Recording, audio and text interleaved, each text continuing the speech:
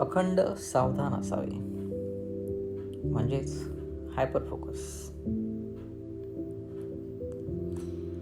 एक राजपुत्र एकदा उन्हाळ्याच्या ऋतूत भर उन्हातून चालत आपल्या राजवाड्यात परतत होता. प्रचंड उन्हामुळे रस्त्यात चालताना अनवाणी चालल्यामुळे तो प्रचंड कासावीस झाला होता आणि राजवाड्यात आल्या आल्या तो आपल्या राजा असलेल्या वडिलांना म्हणाला की महाराज, मला एक कल्पना सुचली आहे. तेव्हा त्याचे राजा असलेले वडील त्याला विचारतात, काय झालं राजपुत्रा? तर राजपुत्र सांगतो, महाराज, आपल्या राज्यात उन्हाळ्यात नागरिकांना प्रचंड त्रास होत असेल.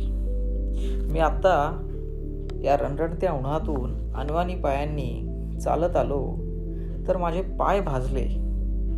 तेव्हा आपल्या राज्यातील नागरिकांना तर किती प्रचंड याचा त्रास होत असेल.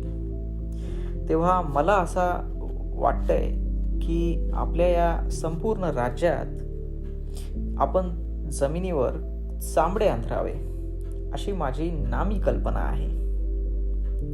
तेव्हा हे सगळं ऐकल्यावर राजा डोक्याला हात लावतो आणि हा अनुभवी राजा त्याला सांगतो की अरे माझ्या राजपुत्रा, संपूर्ण जमिनीवर चामडे घालवण्यापेक्षा तू आपल्या पायात चामड्याच्या पादुका घाल, म्हणजे आजच्या काळातील चपला घाल.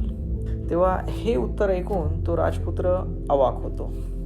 खरं तर ही एक साधी गोष्ट आहे, पण थोडक्यात यातील जर अर्थ सांगायचा असेल तर या राजपुत्राची जी विचार करण्याची पद्धत आहे ती म्हणजे स्कॅटर फोकस, आणि या अनुभवी असणाऱ्या राजाची त्याच्या या मनाची विचार करण्याची पद्धत म्हणजे हायपर फोकस, म्हणजेच लक्ष एखाद्या विशिष्ट ध्येयावर केंद्रित करणे. जगप्रसिद्ध लेखक असणाऱ्या क्रिस पेली यांच्या हायपर फोकस या पुस्तकावरच उत्पादकता म्हणजेच प्रॉडक्टिव्हिटी आणि आपले काम करण्याच्या लक्ष केंद्रित करण्यासाठी उपयोगी पडणाऱ्या या सूत्रांची आज आपण उजळणी करूया. म्हणजेच अखंड सावधान असावे, दुश्चित कदापि नसावे, तजवीजा करीत बसावे एकांत स्थळी. शेवटी असं आहे की मनामध्ये येणारे विचार हे आपल्याला विचलित करणारे असतात. या विचारांना एका विशिष्ट ध्येयावर सेट करण्यासाठी प्रयत्न करावे लागतात, एकाग्रता साध्य करायला लागते, कामाची एक पद्धत ठरवावी लागते आणि त्यासाठी एकांत स्थळ निवडावे लागते. तर या आपल्या हायपर फोकसला साध्य करण्यासाठी, या हायपर फोकसला आपल्या जीवनात आणण्यासाठी आपल्याला या थॉट्सची उजळणी करायला लागेल. तर या थॉट्समधील पहिला थॉट आहे प्रॅक्टिस माइंडफुलनेस. म्हणजे आपण जे काम करत असू त्यावरच आपले संपूर्ण लक्ष केंद्रित करण्याचा आपण प्रयत्न केला पाहिजे. कारण लक्ष विचलित करण्यासाठी आजच्या या जीवनात आपल्या वेळेमध्ये व्यत्यय करणाऱ्या हजारो गोष्टी आपल्या रांगेत उभ्या आहेत. या सगळ्यांना दूर ठेवलेलं चांगलं. एकाच वेळी एकच ध्येय, एका वेळी एकच लक्ष, एका वेळी एकच काम. कारण की बऱ्याच जणांना वाटतं की मी मल्टीटास्किंग करू शकतो, पण आपला मेंदू हा कमी कालावधीसाठी कमी गोष्टी संपूर्ण परिणामकारकतेने कार्यरत करू शकतो. तेव्हा या माइंडफुलनेसचा आपण सराव केला पाहिजे. आपल्या एकाच कामावर कॉन्सन्ट्रेशन करून, आपल्या एकाच कामावर लक्ष केंद्रित करून जर आपण कार्य केले तर ते परिणामकारक होऊ शकते. यातील दुसरा थॉट आहे की सेट अ स्पेसिफिक गोल, म्हणजे विशिष्ट ध्येय ठरवा. तुमचं विशिष्ट ध्येय कागदावर लिहून काढा आणि या आपल्या विशिष्ट ध्येयाचे आपल्याला वाटतील तसे लहान लहान या कामाचे, या कार्याचे विभाग करा. हे विभाग यासाठी करायचे कारण की हे विभाग लवकरच आपल्याला आपल्या कृतीमध्ये, म्हणजे आपल्याला आपल्या कामात आणता येतील. म्हणजे आपल्याला नक्की काय करायचं आहे हे स्टेप बाय स्टेप आपल्याला कळेल. म्हणजे कोणत्या डायरेक्शननी जायचे आहे, आपली कोणती पुढची दिशा निश्चित करायची आहे, हे आपल्याला या कार्याचे लहान लहान भाग केल्याने कळेल. आणि हो, हे ध्येय म्हणजेच फोकस. आणि यावरच आपल्याला सगळी मेहनत करायची आहे. कारण की हा फोकस म्हणजेच आपलं दीर्घकालीन उद्दिष्ट आहे. सोप्या भाषेत सांगायचं आणि गोष्टीच्या भाषेत सांगायचं तर पक्षी नव्हे तर पक्षाचा डोळा हेच आपलं ध्येय असलं पाहिजे. तेव्हा आपण सगळ्यांनी अर्जुन बनायची तयारी करूया. याच मालिकेतील तिसरा थॉट आहे deep work with time blocks. म्हणजे सखोल कार्य करा आणि विशिष्ट या कार्यासाठी वेळ ठरवा. आपल्या आवडत्या ध्येयासाठी मेहनत ही घ्यावीच लागते, परिश्रम ही करायलाच लागतात. मात्र त्यातील 2 महत्त्वाचे पैलू म्हणजे डीप वर्क, सखोल कार्य, आणि दुसरा पैलू आहे तो या सखोल कार्याचा वेळ म्हणजेच कालावधी ठरवून घेणे. या कामाचा, या वेळेचा, या कालावधीचा एक शेड्यूल ठरवून घेणे, एक वेळ निर्धारित करणे. या कामासाठी वेळेचे टप्पे ठरवून काम करणे सुरुवात करावी, जेणेकरून इतर गोष्टींवर वेळ वाया जाणार नाही, डिस्ट्रॅक्शन्स होणार नाही. म्हणजे आपली प्रॉडक्टिव्हिटी पण वाढेल, आपली उत्पादकता पण वाढेल आणि ठरवून दिलेल्या गोष्टींना ठरवून तेवढाच वेळ दिला आणि तेवढंच काम केलं. यानंतरचा चौथा थॉट आहे मिनिमाइज डिस्ट्रॅक्शन्स.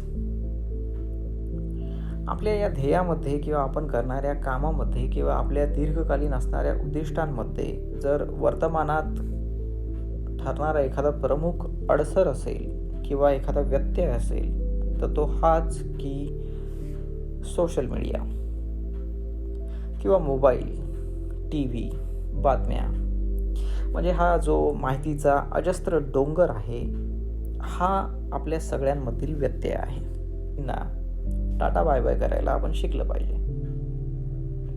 या गोष्टींना आपण मॅनेज केलं पाहिजे, हाताळलं पाहिजे. आणि जरी तुम्हाला असं वाटत असेल की या गोष्टी आवश्यक आहेत तर या सगळ्या गोष्टींना एक आपली महत्त्वाची कामे झाल्यानंतर एक उरलेला एक वेळ, फावला वेळ यांना आपण देऊ शकतो. कारण की या गोष्टी टाइमपास आहेत म्हणजे या तुमचा टाइम पास करणाऱ्या आहेत, निरर्थक गोष्टी आहेत. तेव्हा यांना एक शेवटची विशिष्ट अशी वेळ सेट करा आणि त्यातच त्या पूर्ण करायचा प्रयत्न करा. यातील 5वा थॉट आहे develop a productive morning routine. यशस्वी झालेली सगळी माणसे ही सकाळी लवकर उठतात. याची जगभरात अनेक उदाहरणे आहेत, असे अनेक सर्वेही आहेत. यावर मी जास्त वेळ आपला घेत नाही, कारण की यासाठी आमचा मागचा व्हिडिओ गोष्ट सकाळी लवकर उठण्याची हा आपण नक्की पहा, आवर्जून पहा. या व्हिडिओची लिंक डिस्क्रिप्शनमध्ये दिलेली आहे. या व्हिडिओमध्ये हेच सांगितलेलं आहे की ध्यान करावे, सकाळी लवकर उठावे, व्यायाम करावा, दिवसभर ठरलेल्या आपल्या या गोष्टींचे नियोजन करावे, जेणेकरून कालच्या गोष्टींचा आढावा घ्यावा आणि या सगळ्या क्रियांमधून सकाळी लवकर उठण्याने आपली प्रॉडक्टिव्हिटी म्हणजेच आपली उत्पादकता वाढेल. आपल्याला दिवसभराची एक ऊर्जा मिळेल. पुढे काय करायचे आहे ते आपल्याला समजेल. यानंतर 6वा थॉट आहे टेक ब्रेक अँड रिचार्ज. खरे तर काम मन लावून करणे, संपूर्ण एकाग्रतेने करणे, यासाठी हळूहळू करत 30 मिनिटांचा कालावधी आपण ठरवायला हवा. 30 मिनिटांचा कालावधी म्हणजे संपूर्णपणे आपल्याला जी गोष्ट करायची आहे, जे काम करायचं आहे, जे कार्य करायचं आहे त्यावरच लक्ष केंद्रित करायचं. दुसरीकडे चुकूनही पाहायचं नाही. असा 30 मिनिटे आपण वेळ देऊ लागलो. हळूहळू ही सवय व्हायला वेळ लागेल, पण अशी सवय लागली की मग पुढे पुढे सोपं जाईल. या 30 मिनिटाच्या कामानंतर आपण पहिले एक काम करायचं, ते म्हणजे ब्रेक घ्यायचा. 5 मिनिटांचा ब्रेक. लेखक असं सांगतात की हा 5 मिनिटांचा जो ब्रेक आहे तो आपल्याला रिचार्ज व्हायला मदत करतो. हा ब्रेक आपल्याला मानसिक ऊर्जा देतो, आपला मानसिक थकवा दूर करतो, आपली प्रॉडक्टिव्हिटी वाढवतो, आपली क्रिएटिव्हिटी म्हणजेच आपली सर्जनशीलता वाढवतो. तेव्हा 30 मिनिटाचं काम झाल्यावर 5 मिनिटाचा ब्रेक, नियमित ब्रेक घ्या आणि तो हक्काचा ब्रेक असतो. मात्र त्यासाठी 30 मिनिटे लक्षपूर्वक इकडे तिकडे न बघता आपलं काम अचूकतेने करायचं. ही सवय व्हायला आपल्या सगळ्यांना वेळ लागेल, मात्र हे आपलं साध्य आहे.